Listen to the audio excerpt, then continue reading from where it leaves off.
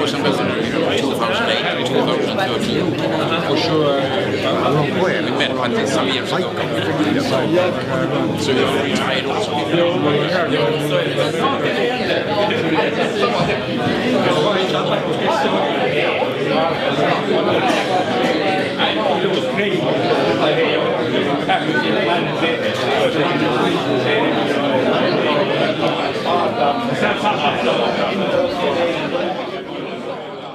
I would now like to hand the floor over to the next panel, which will be introduced by the moderator. Let me just say that I forgot the fourth pillar of today, which is actually also to celebrate the opening of this embassy in this building, and we will do that over lunch. So while you all enjoy our lunch, we will also be given a presentation of the history of this embassy here at the Bildt 28 and also its predecessor.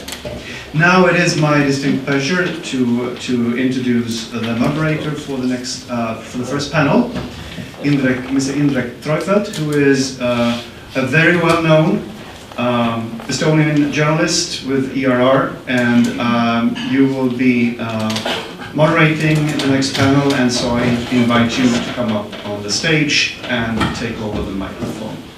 Thank you very much.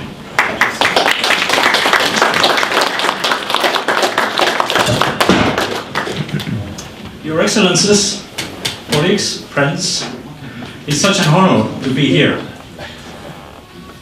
Estonian history has been a real roller coaster during the last century, and if I try to find a metaphor for Swedish history, it seems to me it's like a family car going on a country road. And it's such an interesting thing to put those two narratives together, and that what a chance to have such a seminar and think about events 30 years ago. I will start with my very personal impressions. I was a student at Tallinn Technical University, and I had a chance to go to Stockholm as an exchange student, and I had a chance to visit the Swedish office on Enda Street. I remember those Western stationery, all the papers. Those are very special because Soviet bureaucracy, they didn't have such a quality of papers. And so it happened, I finally had a chance to go to Sweden, and it was exactly in 1991, finally, and it happened that I left Soviet Estonia and I came back to independent Estonia. This is my story. But this is just kind of a very simple perspective. We have a chance to discuss it with real distinguished politicians, officials, and let's start with Mart Laar, our legendary politician, historian, and he was the very young prime minister for the government, which started its activity in 1992. Now we have a chance to invite here Mr. Jüri Luik, and he started as a very young diplomat under management of Lennart Meri, our very legendary president. So could you come here, please? And then we can go on with Mr. Carl Bildt, and I don't know. For me, it's just interesting the fact that you started as prime minister, as conservative prime minister, 60 years after Social Democrats were in power in Sweden. But it was in 1991, exactly the year Estonia regained her independence. So please come here. And I hope we have a really good discussion. So I hope we have a chance also to participate and deliver some comments and have some follow-up questions. So as a journalist, I try to be more or less spontaneous. So I try to react and I'm just a journalist here. I'm not the most important guy here. All right, but Mr. Mart Laar, let's start with you. So, what was the context? So, what was the meaning to have a Swedish diplomatic presence here? First the Swedish office, and then the embassy. First of all, hello. I understand that I have heard, first of all. That's important. But on your question, I must say the opening of this office was one among many signs that we are not alone, really. That there is some interest on this, what's happening in Estonia. And in this moment, it was enormously important, as Sweden was the first. And that was very well, and especially thanks to this good relations what Estonia had, and many Estonians in Swedish politics, like Peter Luksep and others, Anders Kung. It was permanent contacts with Swedish politics, and it is still very much. And even when the Foreign Minister Andersson made the statement in Estonia that Estonia is nevertheless a big country and has never been occupied by the Soviet Union, then in Sweden there were many people who protested against it. And this was looked very, very favorably in Estonia, because even our local former communist felt that we were occupied. And I think that was very important to have this office, even that this was part of the Leningrad office then, but nevertheless it existed, and it opened for many people, not only for Indrek, opened the world, because through this the people could really get knowledge what's happening in the world and get the contacts. So it was a very important window for us. All right, Mr. Jüri Luik. Well, thank you very much, and really happy to be here with two good friends and with a hallway of friends here in the room. Indeed, the opening of the Swedish embassy was an important milestone, of course.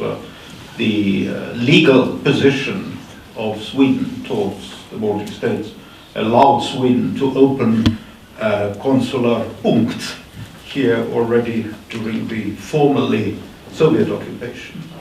But this was very important because it gave us an important signal that the international community represented by Sweden stands with us, and I deeply appreciate people who were keeping these consular bureaus, like Lars, Fredén, for instance, in Latvia. I mean, probably wasn't as easy as one could imagine.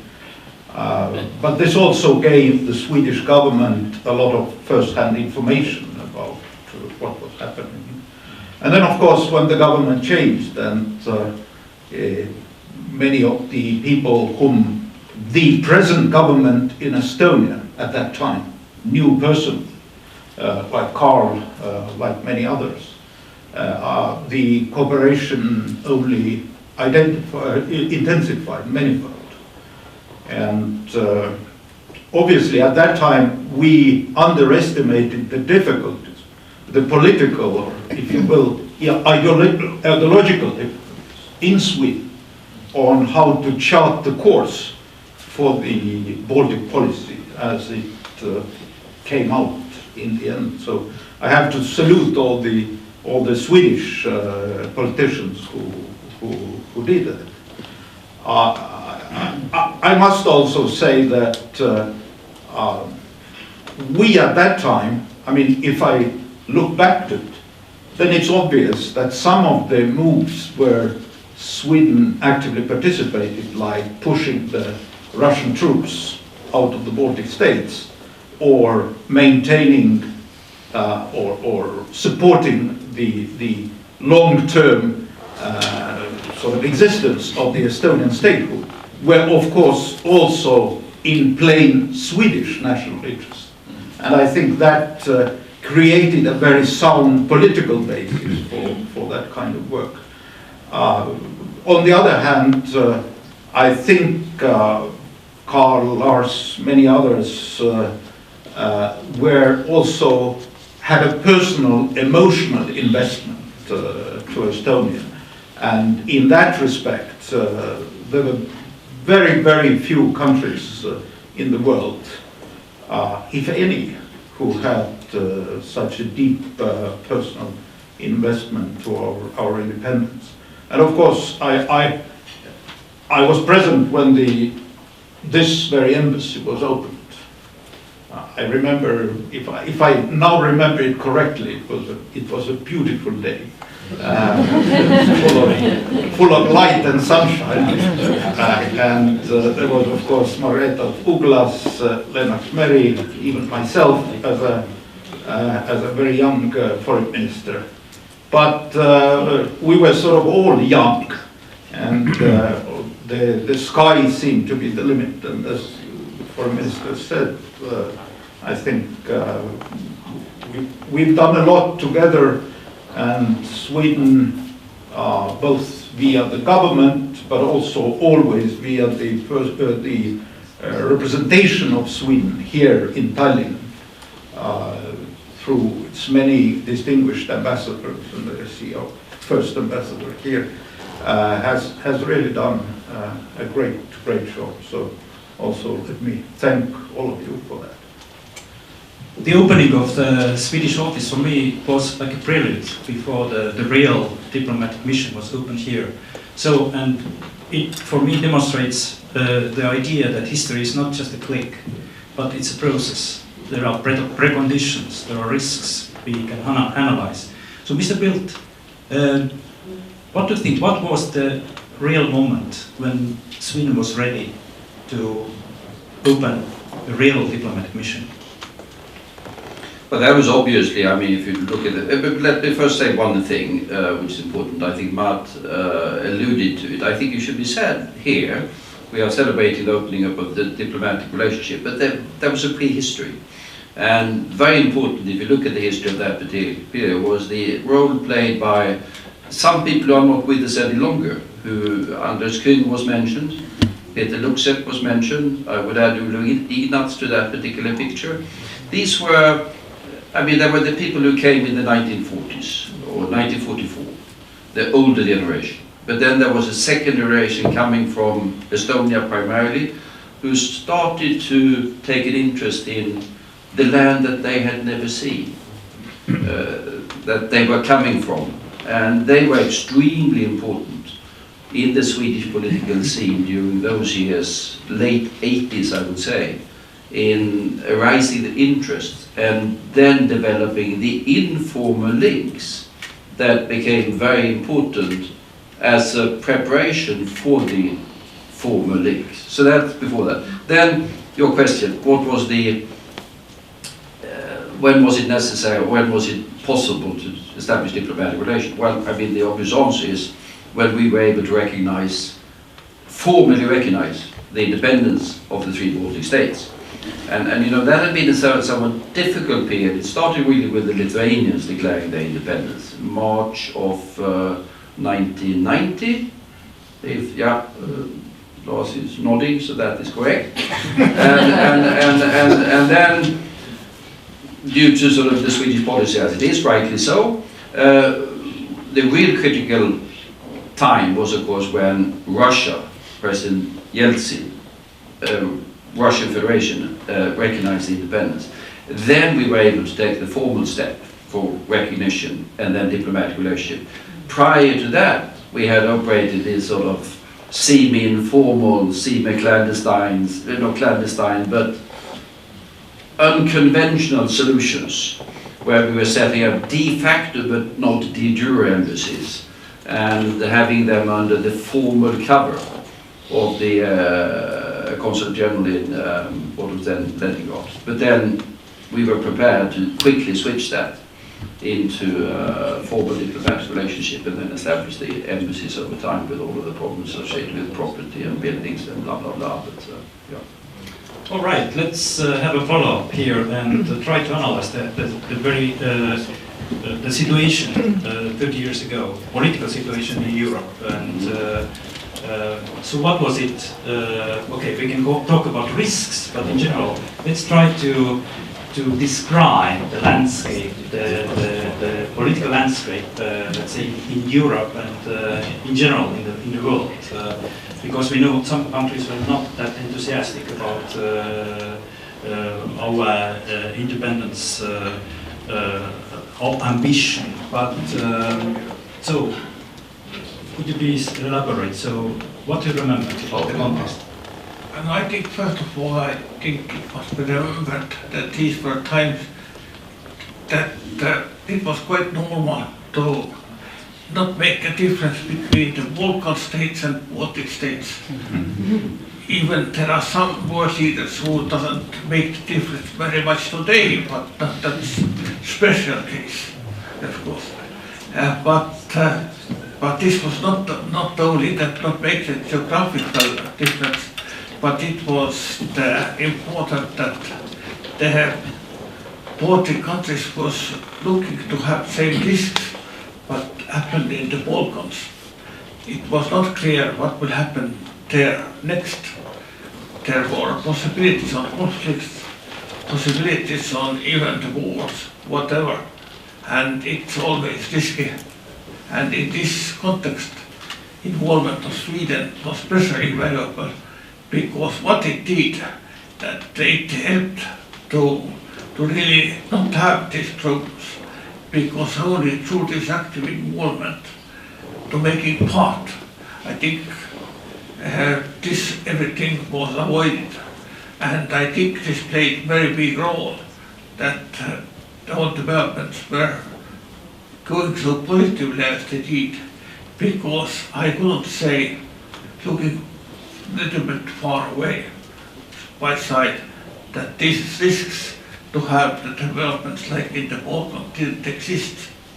They existed really, and it demanded some lot of work to really to avoid those risks.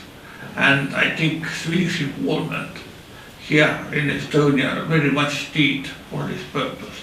And I have some doubts that without this involvement, these risks couldn't maybe would really happen.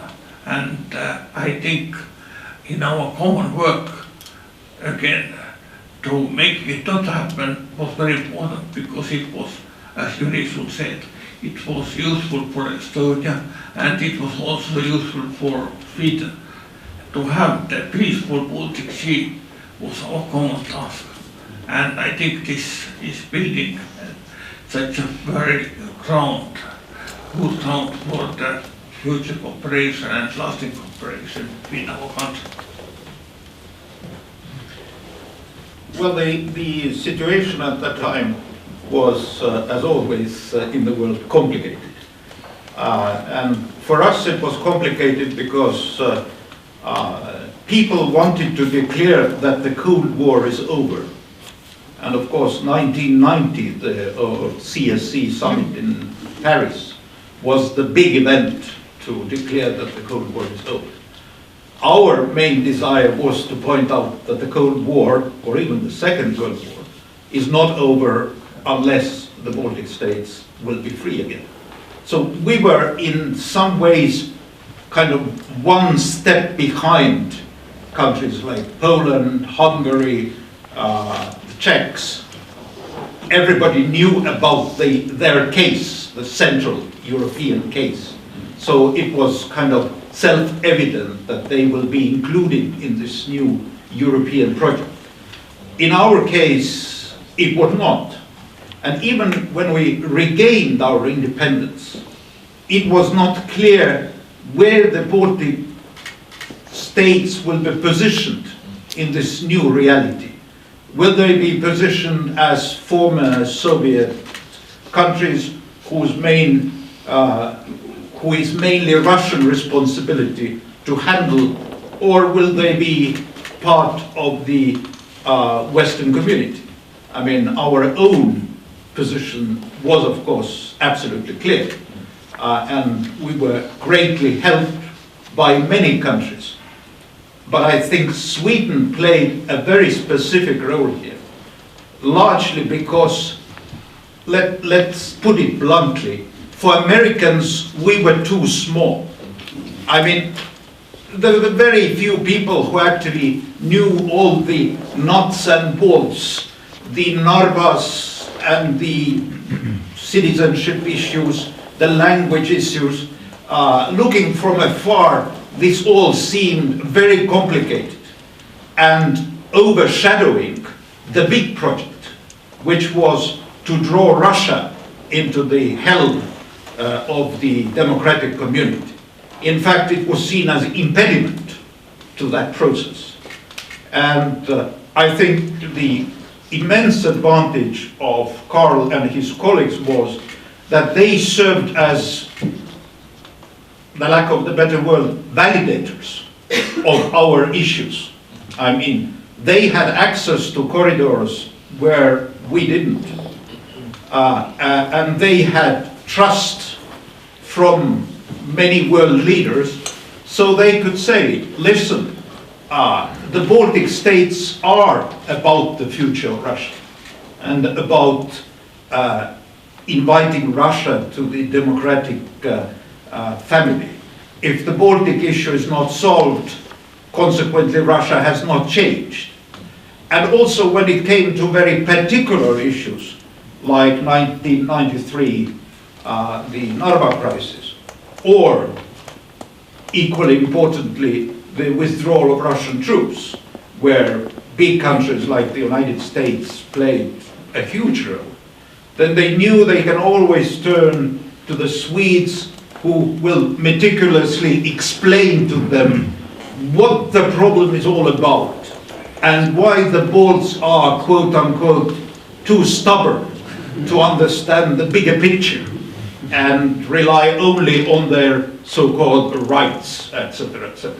So I think this way of being a translator was important, as well as, of course, Swedish own very active role, which came to the forefront, especially when using Swedish contacts with the democratic leaders in Russia, in particular Andrei Kozyrev, who, by the way, now lives in Miami and is remarried. Not that it's important, that's another story.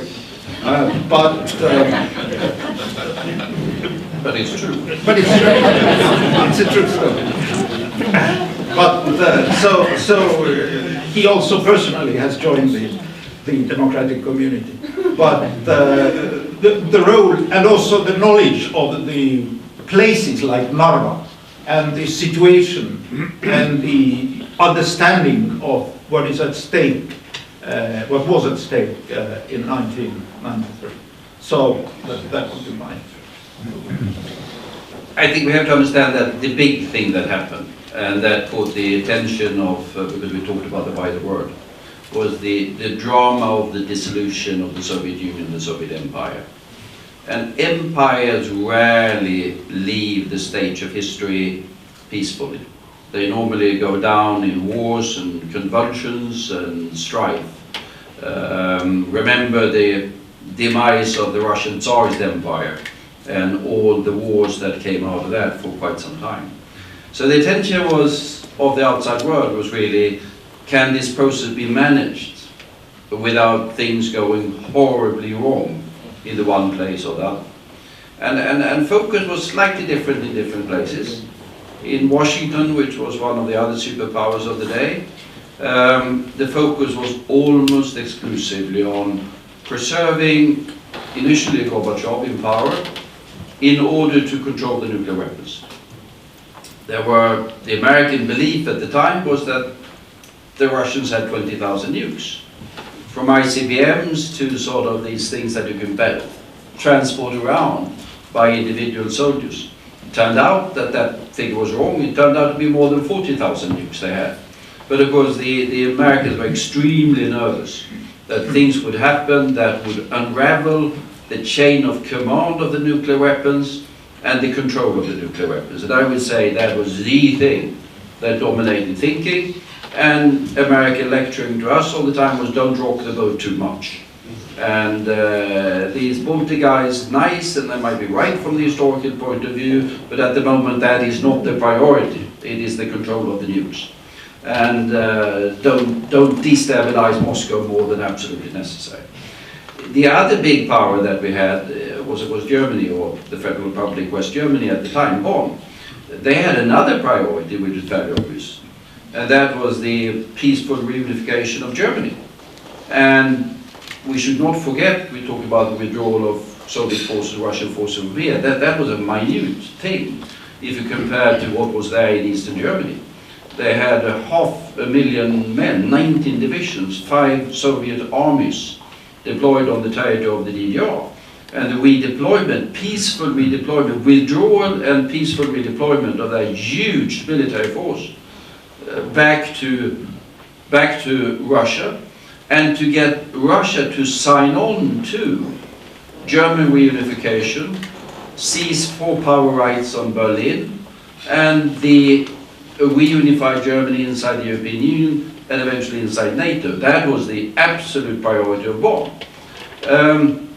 So none really of the leading Western powers thought what was happening here was of particular importance. The role that Sweden then could play was the fact, as Jüri said, that we could perhaps explain that things here are important, because they are of importance for the structure of peace and stability in Europe long term. As Jüri said, we had an obvious strategic self-interest from Sweden's side. We are not only idealistic, as we want to say, we have a self-interest as well. But we were able to say that. We were able then to sort of, because we had at that time extremely good communications with both the White House and with Moscow, not only Kozyrev but also, as a matter of fact, Yeltsin. And we were able then to sort of convey information and assessments in order to sort of both make certain that particularly Washington and to certain extent Bonn did not forget about what was happening here and didn't sell it out, which they could easily have done. And then in context with Moscow be able to alleviate some of the acute things that were there. Because we should not forget that these were dangerous times. I would say that the period from roughly January 1991, when really, that was still Gorbachev, when they decided that this Baltic state thing has gone too far. And the focus was of course on what happened in Vilnius and television tower, but the same thing was on the preparations for Riga and for Tallinn. And even if Gorbachev still denies it, there is no question that he tolerated what was going to happen. Take back, roll back the entire thing. And that failed. Boris Yeltsin has a statue, I think, here in Tallinn somewhere because of his role in that. I think that's well deserved. And then I think the period of maximum danger perhaps ended in October of 1993, when we had the rather dramatic shootout in Moscow, when the tanks were firing on the White House.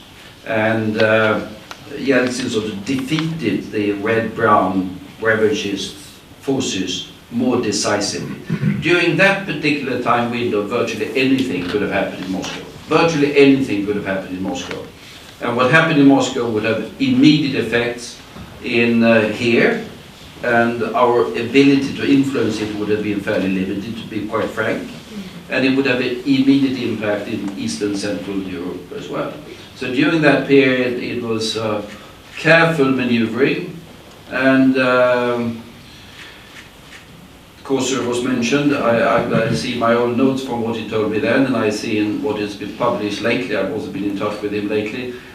The fear was, we should not forget that the big thing that went wrong in that period was Yugoslavia, and all of the horrors associated with that.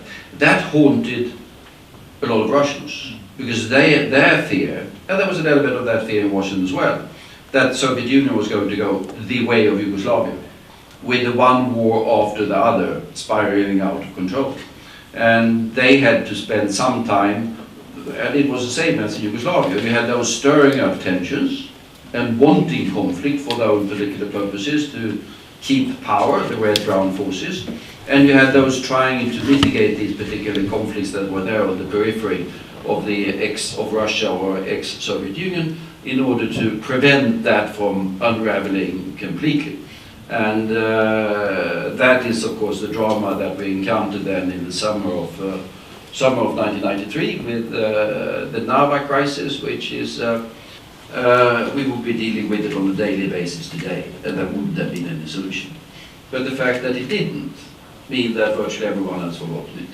And the definition of good crisis resolution is that even the crisis itself is forgotten.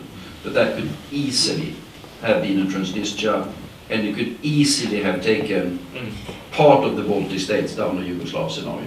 Didn't happen. That's a good story. We have mentioned Gozerak several times already, but here I would ask about kind of general principle. Was it necessary to pick up some concrete persons, and can we mention some other persons, Helmut Kohl perhaps, or I don't know. What was the principle here? To find also when we talk about the United States, it was mentioned that the Baltic states were maybe too small for them, but still you was able to. Yeah, you found some partners. On the American side, I mean, if you take this particular period, we had a transition in Washington. We had sort of Bush 41, and it was Baker and Brent Scowcroft to take the key personalities. I would say their priority was what I said, nuclear weapons, Gorbachev, keeping intact, don't rock the boat. Bush is famous for what is called the Chicken Kiev speech, if you remember that one, when he passed by Kiev very, very, very quickly. And just said, don't rock the boat. And Baker, I think, did a very quick tour through the Baltic states here, but it was not on the agenda. Then came Clinton, who was basically uninterested in the place in the beginning. But the one who kept the continuity was Nick Burns. Nick Burns and Walker should be mentioned, because they were the directors during different periods in the White House, and it was with them that we communicated all the time, and they bridged the two administrations. Bond, which we dealt with quite a lot and was extremely supportive to Sweden during those times for the accession to the European Union, in all honesty, that they did not want to touch. Helmut Kohl was a man who was extremely conscious of the history of Germany. And he knew that the history of Germany in the Baltic states, republic nations was a complicated one. And he said, better keep away during this particular period. He was extremely happy for Sweden to take an active role, but he preferred Germany to be on the second role. Apart from the fact that his priority was obviously Germany. And the rest, I mean, Paris, I look at Lars and those other, I can't remember Paris saying a single word. London was supportive, I remember, but essentially, Denmark played a role, particularly in the beginning of Ellemann Jensen, was the foreign minister of Denmark until whenever that could be, played an active role as well. No, I think that's understandable about Kosovo, because other people are not married and not living in Miami. There is nothing to talk about that. But of course, I think the list is long to answer seriously, actually, the people who were involved, who must be talked. And even in Russia, I think, because, of course, most of them are dead or killed by now, but nevertheless, there are good people who have been involved, starting at this, remembering Nemtsov, by example. And I think in other countries there are many people who were part of school. And I think that translating the message from here was very important to find these people. Because sometimes those people were not these who were very famous then, maybe they are more famous now, by example, Elmar Brok also, who actually played behind the scenes, always very important role, basically mostly translating the message, our message, to the people who couldn't be so involved or who were not interested to be involved. Because really sometimes it was so that the people understand it, what's going on, but on the very practical reasons and understandable reasons, they didn't want it themselves to be so involved. I think Helmut Kohl is a good example, who was really very interested and very aware of history. And that was then the reason why he was not so active. Sometimes other people maybe had other grounds, why not? And but there have been always been people quite much who actually really helped our developments. I agree with everything which has been said. I would add that while Kohl was very careful, understandably for the brief purposes which Carl mentioned, he played an important role in some of the very crucial moments. For instance, when we went to Moscow with President Meri to negotiate the withdrawal of Russian troops, then Yeltsin specifically mentioned Kohl. As he said, his friend Kohl. His friend Helmut. His friend Helmut, whom we have turned against him. Something to that effect. In these very crucial moments, Kohl interfered. And later, this goes already beyond of what we are perhaps discussing here, but when the decisions were made in 1997 of the future Baltic membership in NATO, then, and one can read about it in Ron Asmus's, who is now unfortunately not with us anymore, Ron Asmus's book about the opening of NATO.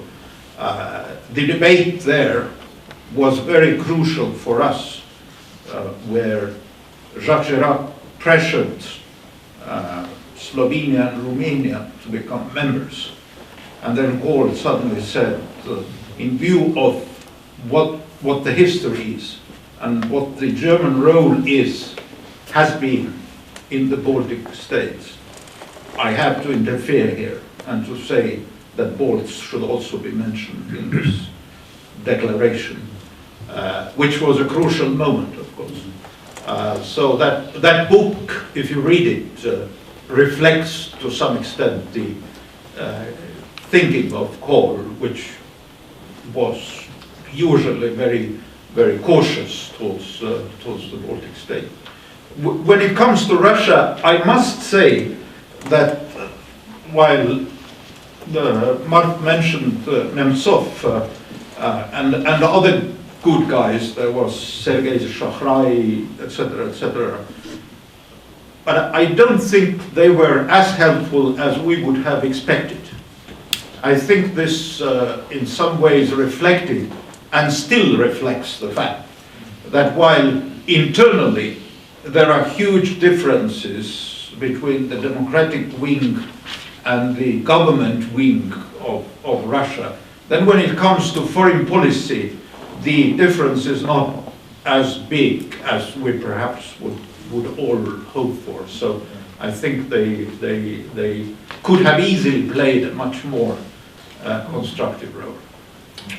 Before we go on with some important events, I would like to have a question to the Estonians. And the question is, when the Swedes came to Estonia and that there was really real diplomatic presence, what did you learn from Swedish diplomats? So what were those main skills? What was the knowledge?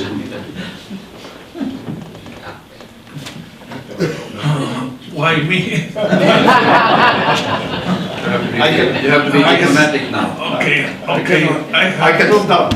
I can show I must have responsibilities. There was, of course, one representative comes, but I must say, of course, we didn't know them, but they made themselves very quickly familiar So that was a completely new style, to have the diplomats who will invite you to your house, to your family, and really talk to you in a different way.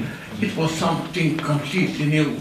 So when I guessed sometimes that I will meet maybe sometime with a foreign diplomat, especially not talking about ambassador, then I had very completely different view how they will act, or how they will work, what their attitude is, and I think this was completely new and very pleasantly new, I must say.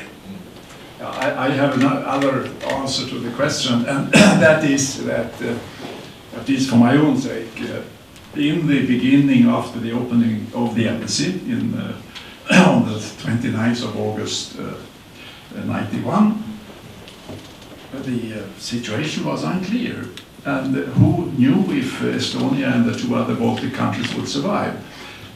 And then a kind of recipe of the independence was membership in international organizations. And if you ask what Estonia learned from foreign diplomats, I went up to the little foreign ministry and wrote the applications for membership in a number of international organizations. I did write them with my own typewriter, and I remember especially and organized that the letters were sent with couriers, somebody traveling back to Stockholm, and Swedish participants in the World Health Organization, in ILO and wherever.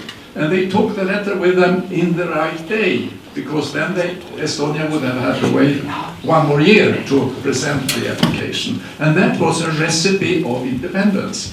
I remember once the prerequisite for signing such a letter was Minister of Foreign Affairs or Vice Minister of Foreign Affairs. And Mr. Merry was away. And I persuaded some of his colleagues, I think he had the title like Vice Minister, to sign the letter. And Mr. Merrick came back, and he saw the copy of the letter, and he got furious on that person. And I had to defend him and said it was me who ordered the signing. Thanks a lot. Yeah. Well, absolutely. Of course, in the first days of restoring independence, we joined every type of organization and all types of conventions. Later, looking critically at it, perhaps some of these conventions we could have skipped, but at that time it was really the spirit of the day was to join everything which is available to a sovereign country. But I think when it came to Swedish diplomats, it was very important that we felt that there is a unified Swedish team.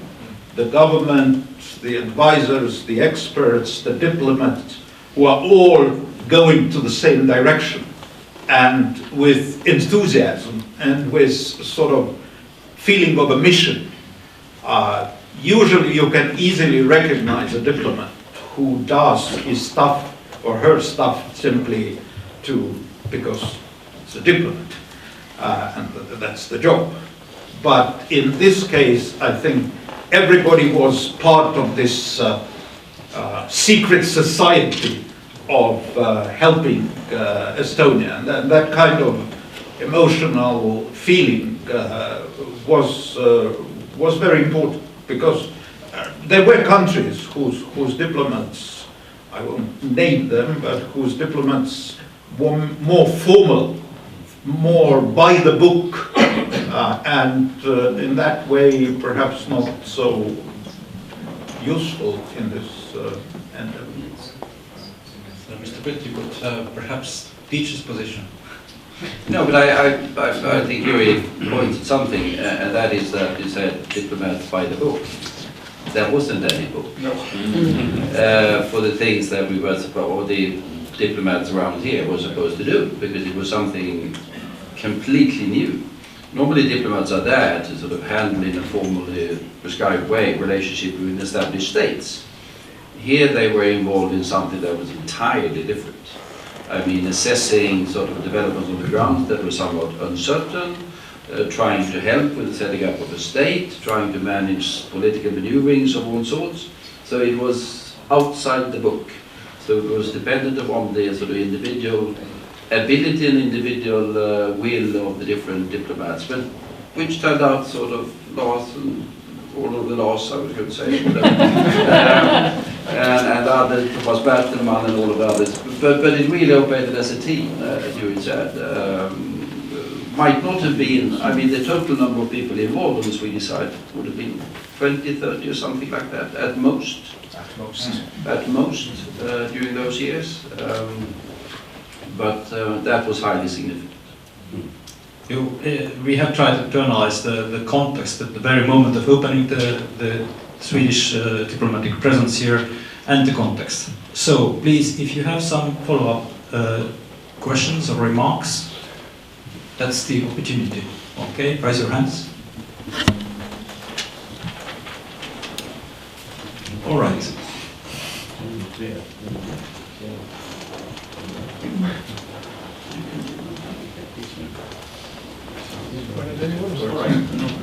Thanks.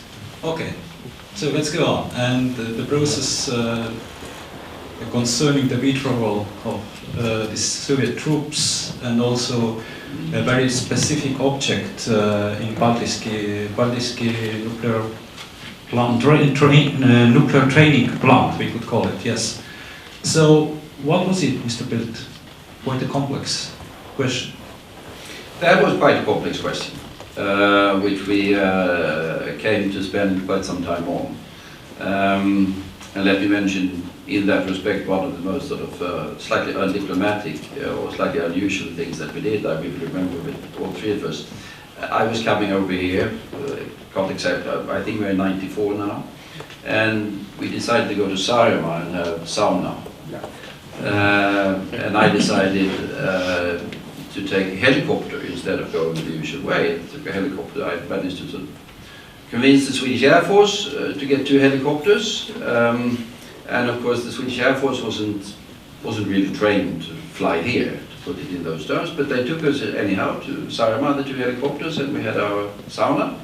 And then in the middle of the sauna, whatever it was, there was a message to Jüri, who was then the negotiator with Russia for the troop withdrawal, that the Russian negotiator, which was Shurkin at the time, was descending upon Tallinn and wanted to see Jüri. And then it was a question of how should Jüri go to Tallinn? And I said, take one of the helicopters. To the absolute horror. To the absolute horror of the pilots. Because they didn't have any maps. So I think you navigated by the roads with a big Swedish Air Force helicopter which sort of landed then next to Shurkin's plane at Tallinn airport, which was quite bizarre. But what happened the day after was even more bizarre, because then we took these 2 helicopters, it was one of 2 of these Super Pumas, and I vividly remember when we landed in Paldiski, which was then sort of still, it wasn't, formally speaking, not closed at the time, I think, but was de facto still a Soviet military base. And I remember the look in the eyes of primarily the young women, because they had sort of married Soviet officers, superpower of the world. They had a fairly, by Soviet standards, probably a fairly decent life. And in the middle of their military facilities lands 2 Swedish military helicopters with the leaders of an independent Estonia. The entire world came crashing down. And I felt sorry for them, because it really, they had not created the Soviet Union. They were the victims of the Soviet Union as well, and later we came to spend some attention to trying to help them. But that was when we had got permission back to Kosovo, by the way, because we had asked to be, was it possible for us to go into the nuclear training facility, into the submarine hulls that they had, the 2 of them. And to go into an American nuclear submarine is virtually impossible because they are so secretive.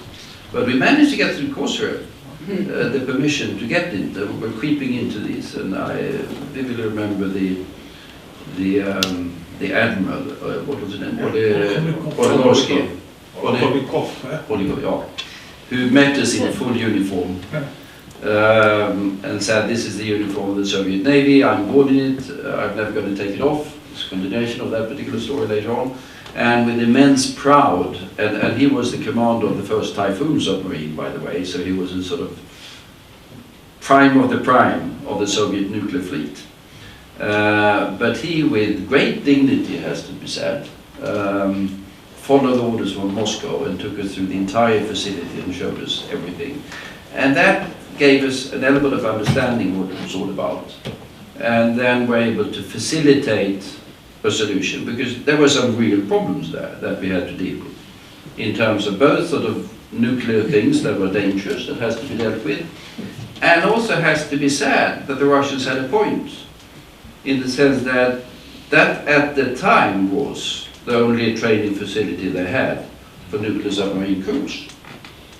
And we had an interest in the crews of their nuclear submarines being trained. Because if they didn't train them, there might have been accidents all over the world with nuclear submarines. So there was a question of exactly when they were going to be able to do the training somewhere else. And eventually we worked out solutions to that, to the mutual satisfaction, both of the admiral, by the way, or there's a story with him, and to the Paldiski facility, and for the sovereignty of Estonia. There were two difficult issues with the troop withdrawal in the Baltic states, Paldiski and Skånda. The Skånda radar in Latvia, and we managed to solve both of them. Just a quick question. Can you explain why Sweden took such a role, such an important role in this process? And Paldiski affair and withdrawal as well. Well, you could say that we had a self-interest in sovereign independent Baltic states without Russian Soviet troops, that's very obvious. But we had an interest in trying to help Mart and Jüri, to take it in those terms, to handle these particular issues, which are not who knew the details of the Paldiski facility. I remember we asked sort of intelligence channels, the Americans, and I was under the impression that they took an interest in the Soviet nuclear submarine fleet and the different details. They hadn't a clue. They hadn't a clue about Paldiski. They had feigned not very much knowledge about Skånda as well, if I remember. Which surprised me, because these were strategic facilities that were related to the superpower confrontation. There was the Ventspils electronic intelligence facility as well, has to be mentioned. That's part of the same list. So we had to do some sort of scouting and intelligence work and trying to find out everything. And the fact that we had contact with the American side and could talk with the Russians, I think made it possible for us to get sort of the information and the assessments that were then necessary in order to try to handle it. But you were the negotiator. Just to add to it, that indeed the Paldiski base was one important kind of focus of the talks. But I would say less than it was Skånda for the Latvians, because Skånda played a very specific role in the strategic early warning for the Russians, and they really didn't have the backup system. When it comes to Paldiski, then this was a training facility, and although they were nuclear submarines, they were of the older construction, and which I think is also reflected on the fact that Russians sort of, quote-unquote, gave up the base within 1 year after the withdrawal of the bulk of the troops. I mean, I can say now that at the time we were very hesitant in liking the fact that Skrunda was agreed to, what was it, 5 years. And we even, we generally recognize the enormous positive impact of Swedish politics towards diplomacy, towards us. But as I was the negotiator, and I knew that everything to which Latvia agrees will be immediately reflected in the talks in Estonia, I was very concerned that Latvians agreeing 5 years in Skrunda would automatically mean 5 years for Paldiski. In the end it didn't happen. There are many reasons for that, but that was the risk. And at that time I was concerned that Sweden sort of facilitated actively the 5 year solution. But I can tell about it now that we are sort of in this peace and harmony. In this peace and harmony, and everything played out very well, including with Skrunda, because at that time we were concerned that this would be the long-term stay of a base, but actually the agreement of Skrunda guaranteed that while Russia controlled the inside of the base, then the Latvians actually controlled the perimeter of the base. So I think the concerns of that time, looking back at it, were overblown. Just to remarks about I know somewhat more about this now than I did at the time, but you are not correct for Paldiski, because the Soviet nuclear submarine program had 2 generations of reactors. They had more generations of submarines, and but even the Typhoon had the same reactor with several of them of the Paldiski type, and Paldiski had 2 submarine hulls inside, with the older and the newer generation of submarine reactors, and that's all they had. And then, of course, they transferred and took reactor to another facility and were able to. But on Skrunda, by the way, one of the sort of things I have, I'm going to put it on a board somewhere, is the a graph that looks like this and this, which I got from our FRA, our Signals Intelligence Organization, and that is when the signal from Skrunda, when it stopped. And it stopped on the second when we had agreed 5 years later. So it has to be said that they were extremely precise in observing the agreement that had been concluded. Agreement concluded primarily with the Americans at the end of the day, but still.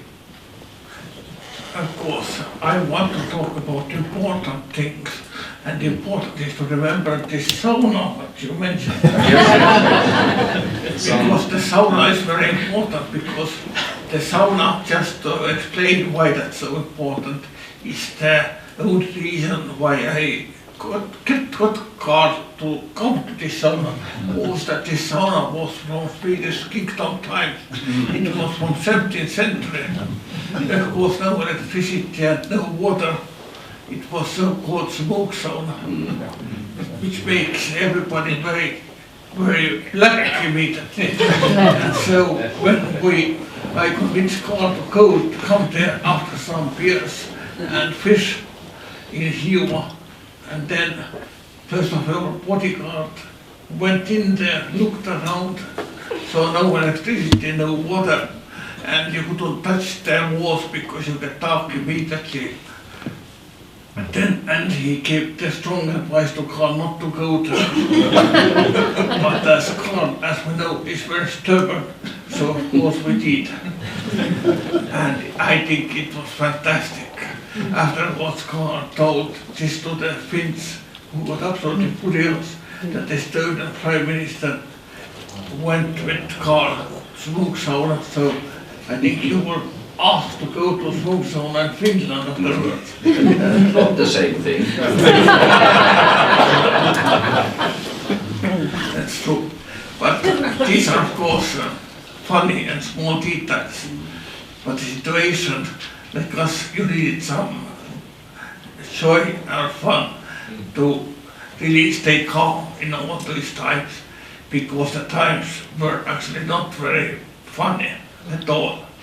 And to really to stay in course and stay calm, stay peaceful and hope for solution was enormously important. And alone, to be frank, it was hard to stay calm.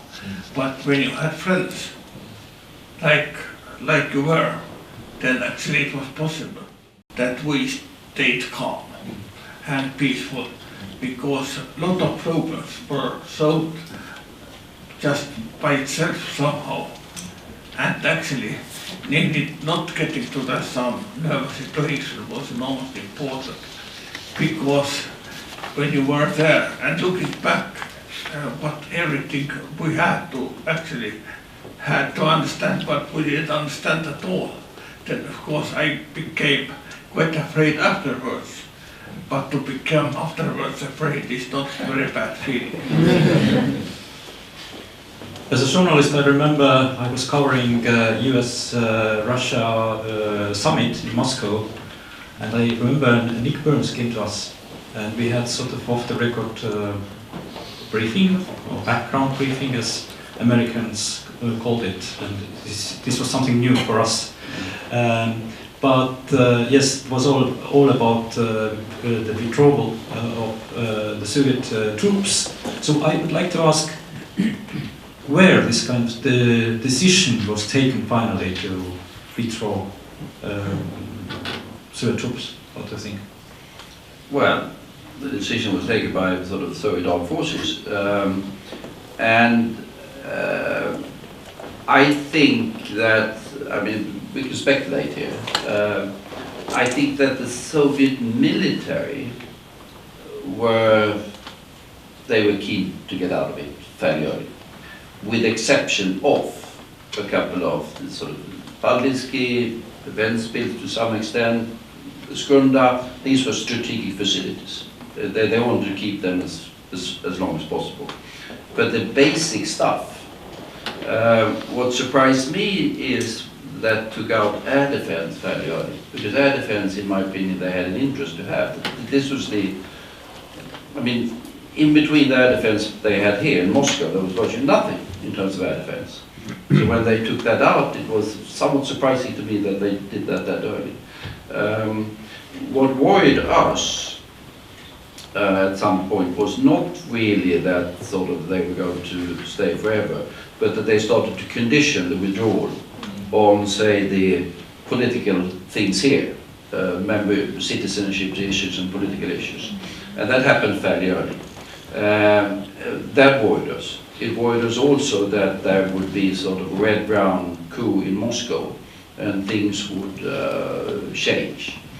The concern that the Soviet military had, going back to Paldiski, by the way, was of course that when they were going to take hundreds and thousands of men and families back to a Russia that was desperate, where should they house them?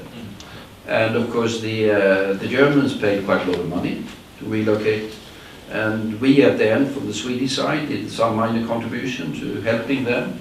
The admiral in question, that's an interesting story.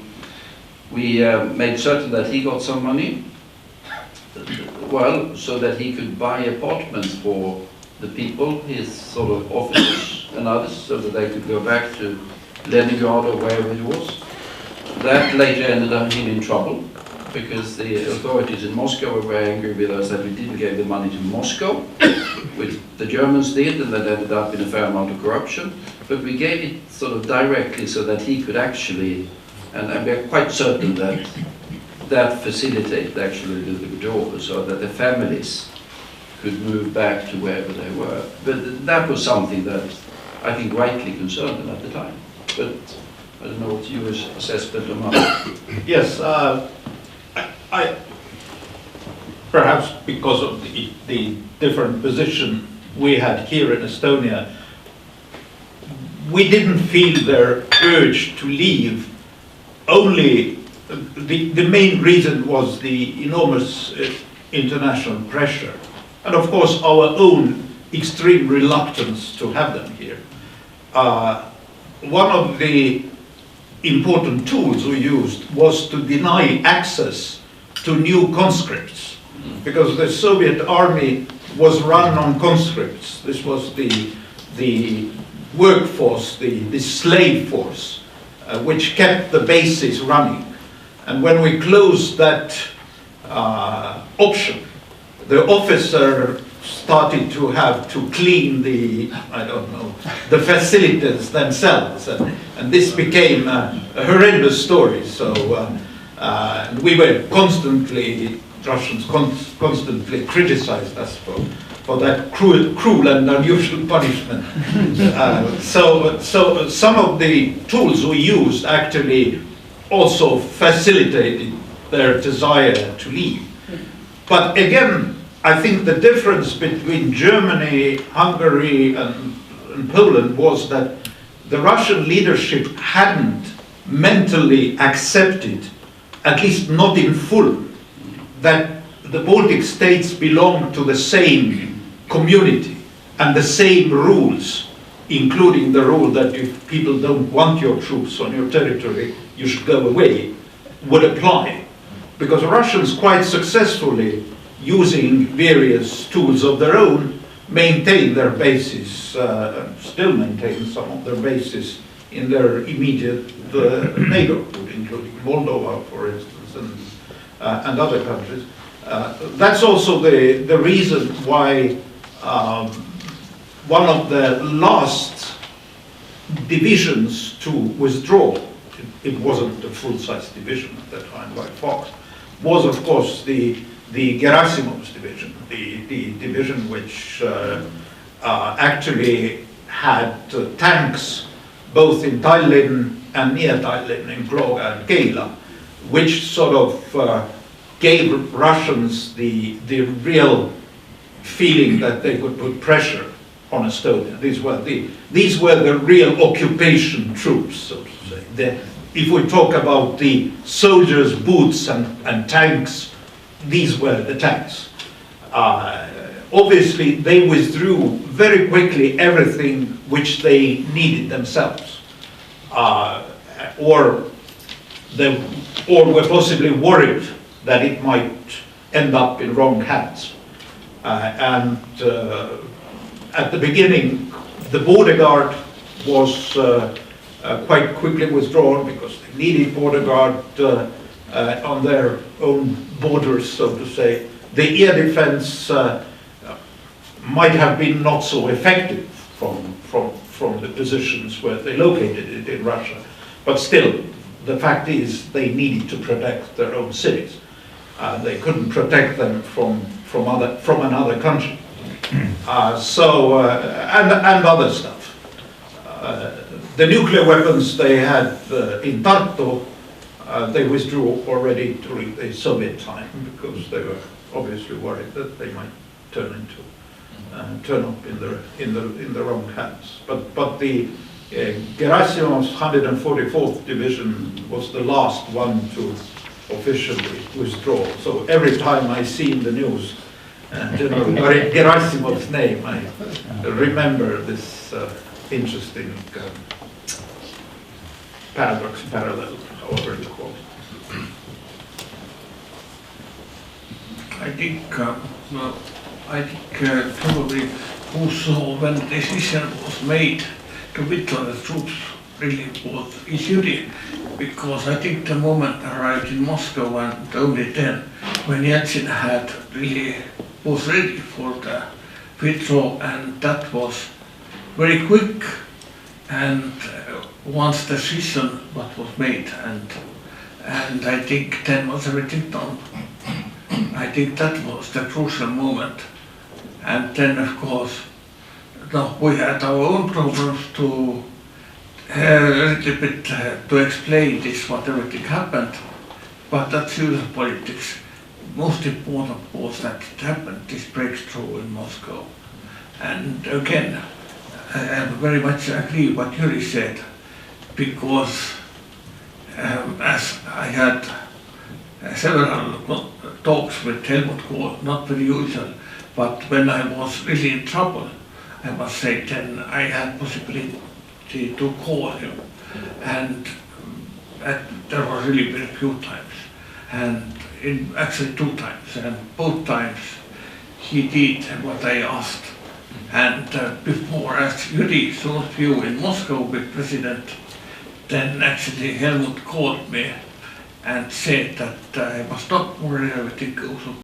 I can mention very longly and very boringly about monetary reform and how important that was and what he did. But when having such a panel here, I think there are 2 persons whose role in the monetary reform is not so known. And it's a really good moment to make them to speak. First Jüri, who was one of them who brought back to Estonia the gold which was in England and which was sold to the Soviet Union then, and we were compensated, and that was part of the team where Jüri belonged then.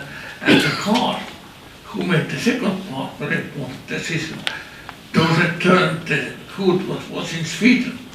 And both steps were actually very crucial, because it's easy to have monetary reform, but it's significantly harder when you're not having any reserves, especially in gold, to make it. And such a 2 steps, which I should describe, were an important part of to giving us strength and courage to make this reform at all, make it happen. And so Jüri can remember your works from this time, both of you. No, but I think the critical thing with the monetary reform is that this was done by you against all international advice. Because the IMF thought it was stupid, idiotic and dangerous, or however they phrased it, roughly along these lines. The Swedish Minister of the Swedish Central Bank and our ministry agreed with IMF. So they were all trying to say to you this is wrong. Then you had sort of Rudolf Jalakas and other sort of economists that were supportive, but you decided, I don't know if you had any sophisticated macroeconomic analysis, probably not. But your basic thing was that this ruble thing is going down the drain. There's hyperinflation and chaos also in the ruble monetary area. We need to get out of this as fast as we can. And then set up this currency board arrangement, which was fairly novel at the time. So I think the fact that you didn't listen to too many international economists, but not at all. You did it out of sort of an instinct, and that instinct proved to be sensationally correct. And I think one important piece, which was politically quite difficult, was also the Estonian property reform. The fact that especially Mart's government created a legislative basis to the fact that people started to trust, or started to first understand and then to trust the concept of property and private property, which really created the basis for economic development, private economic development. And this includes the very complicated policy of restitution of property from before the Second World War, which, as many in the room here remember, was very controversial, difficult to implement, but in the end, I believe, was absolutely the right thing to do. Just a couple of words about the British gold. This is a funny story. We had a very colorful delegation to negotiate with the UK. There was Siim Kallas, Erik Kross and myself. We formed this delegation in London, as you talked about Stockholm, but also in London there were people who were hesitant whether the UK should give the gold back, as they had once already compensated the Soviet Union for it. And of course we said, well, We don't care, we want our gold back. And there were many people in the British political establishment who knew that this is the right thing to do, but didn't have enough political clout. So when we arrived to London, we were giving one of the first lessons in diplomacy. And this Foreign Office guy who actually supported us said, listen chaps, these talks will have 2 rounds. In the first round, we will tell you, you are not getting the gold back. Then you start shouting that it's illegal, immoral, etc., etc. Well, you know, guys, how to do it. But don't leave town, because then you will be called to the next round, and we will give you back the gold. And that's, well, in broad terms, what happened. Because after the first round, they went to their leaders, and they said, look, Estonians are going crazy. I mean, this will be a huge political problem. We have to solve it between those 2 rounds. So this was an interesting lesson in how diplomacy is played. Well, I think that Sweden decided quite nicely to repay the gold, and I was then sent. Compensate for you. Well, yes, I was then asked by our Ministry of Finance to ask, how do you want it? Do you want it in real gold, or do you want it in some transfer of money? And I went up to Siim Kallas, and we had mentioned the subject of the talk. And he looked at me and said, well, I had been fancying about sending the gold out with the king and the queen who should make a state visit just after, and have it on the warship that brought the king and the queen. So I had been making a lot of fantasy about this, enthusiastic as I was. Siim Kallas looked at me, drew out his drawer from the desk, and he had a tiny little paper, and he gave me an account in Bundesbank. So that was all.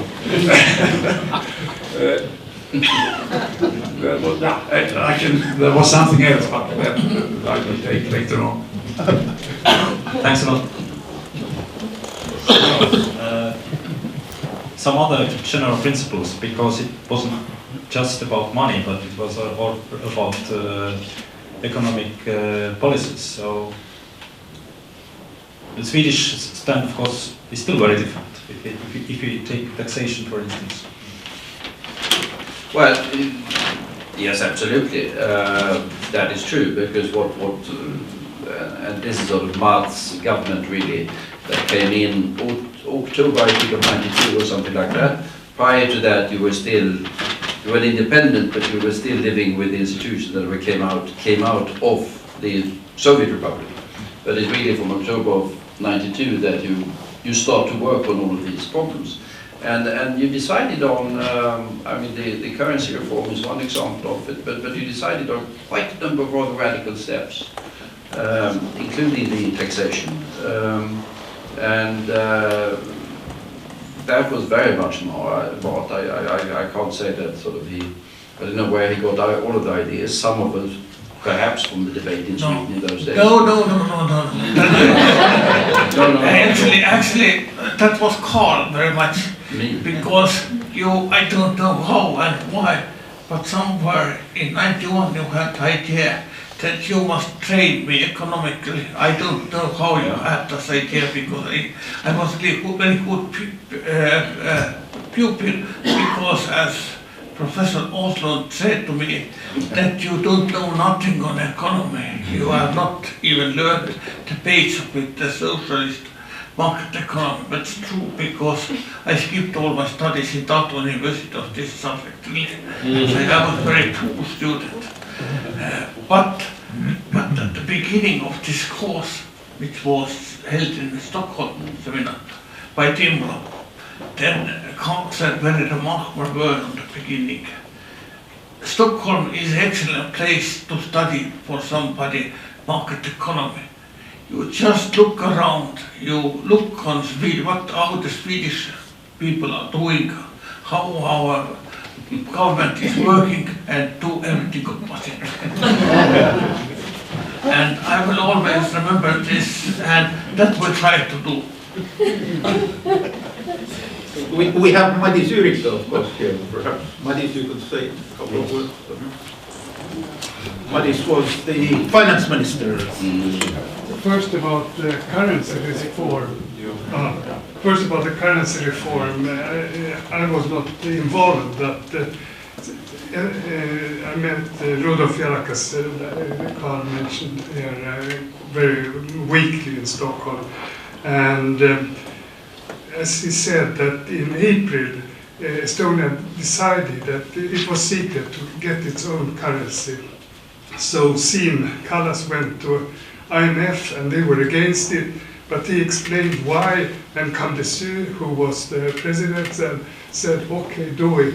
And when I came into office, we had a lot of help of IMF. So IMF was against, but later they were for it. And against because Estonia was too small. And when we met later, you are very successful since you're so small. That's what they said. The tax reform, it was rather quickly done. I mean, I've lived a long time in Sweden and all tax reforms take years. We came into office in October. I remember Mart made a government decision that within 2 weeks we should have all tax laws in place. We did not do it 2 weeks, but in December of 2013 we had the laws and it was in effect from 1st of January 1994. So, and so it was, I think, would say very quick. Of course, we had lots of help from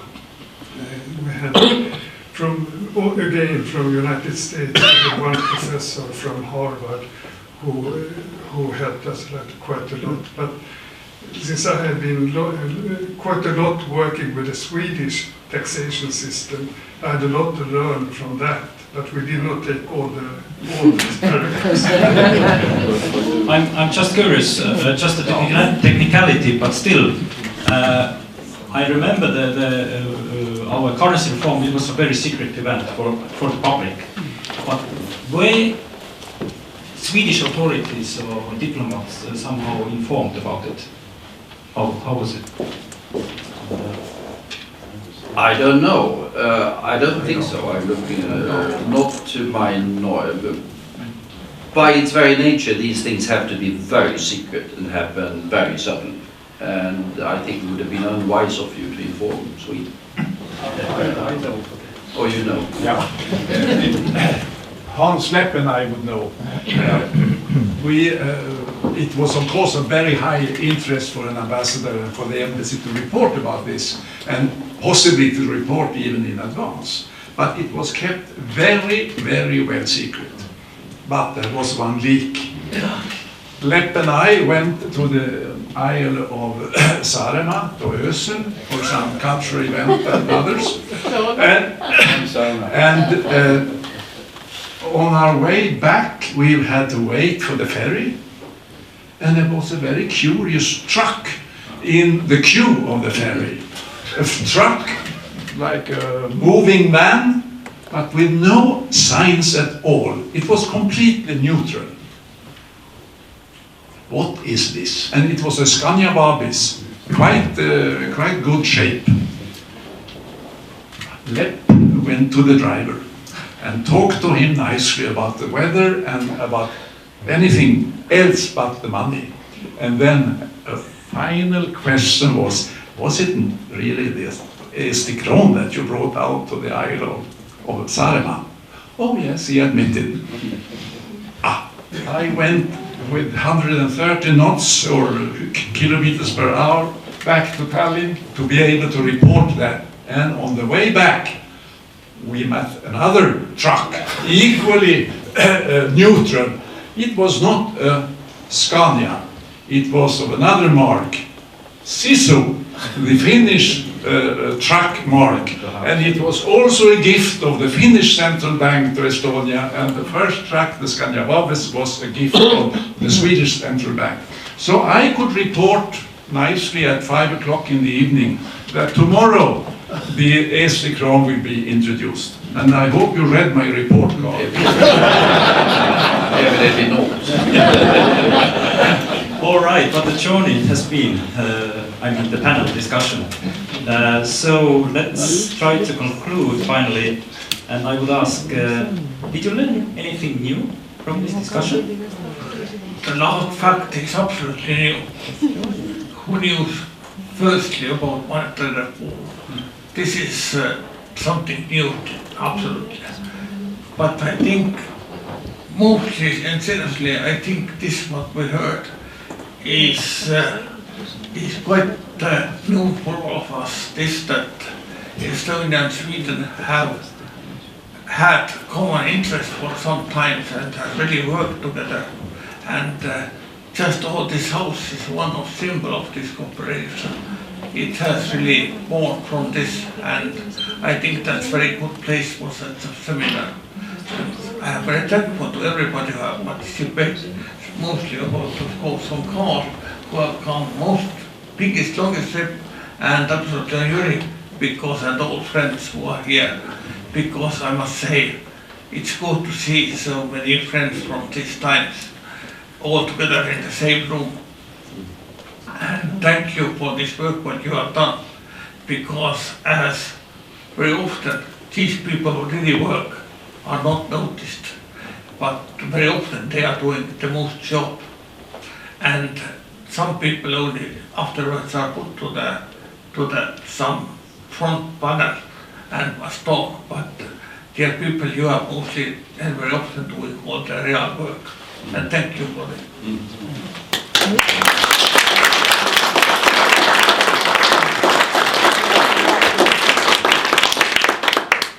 I would only add how grateful I am, fully concur with what Mart said. Your work, the Swedish and the Estonian side who worked on these issues was really remarkable, and we are very grateful to you. For me personally, I wouldn't say I learned anything particularly new, but I had this moment, this hour, to relive the atmosphere of that time, the sort of the positive, enthusiastic, everything is possible atmosphere, which was characteristic of those old times. So very grateful that I was invited. Thank you very much.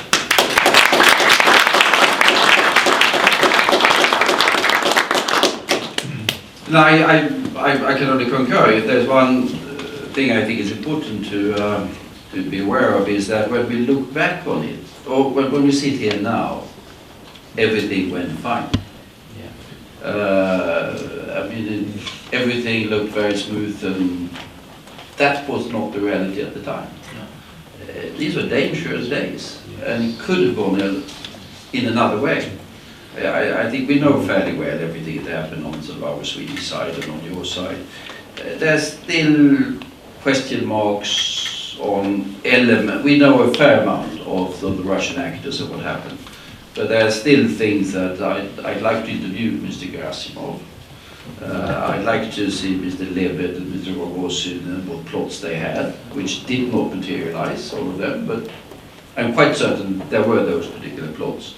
Mr. Kosyrev is out with his memoirs. They don't cover this, but they cover a lot of. They give sort of the extreme, the flair of the extremely dangerous times you can get from them. Mr. Yeltsin is no longer with us. His memoirs doesn't say anything about this whatsoever, but gives also a flair of the extreme dangers that were there during that particular time. So there's more to be. Mart, you are the historian. There's more to be done for the historians in getting this to those that now, with a slight perspective of time, have an interest in it. From the Swedish point of view, of course, we were happy that we were able to help in our self-interest, but also in the fact that there was a commitment in Sweden which was fairly idealistic as well, has to be said.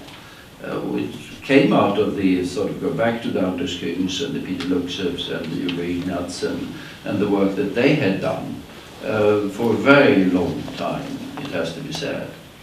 The Baltic states or nations were forgotten in Sweden, completely. We are dealing with Nicaragua. Just take one example. I mean, we're dealing with faraway places, but shied away from the nearby places because that was a dangerous territory. We had a complicated relationship with the Soviet neighbor, and for a long period it was better not to talk about Baltic nations. But these individuals changed that particular perspective in the Swedish debate, and that was important also in paving the way for what we later, from politicians and diplomatic science, were able to do during those critical periods. And if we played any role in this, I think we are happy for the role that we played.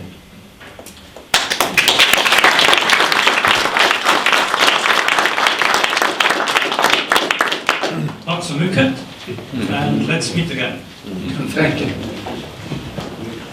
Thank you very much. I think in this time and age one should be careful with words, but I think it's fair to say that this was an historic opportunity for us to listen to three of the very, very most important players of this period. I would just like to be able to hand over a little token of our appreciation for the time that you shared with us today, and we will continue very soon with the next segment. But let me just again thank you very much for your contribution. Thank you.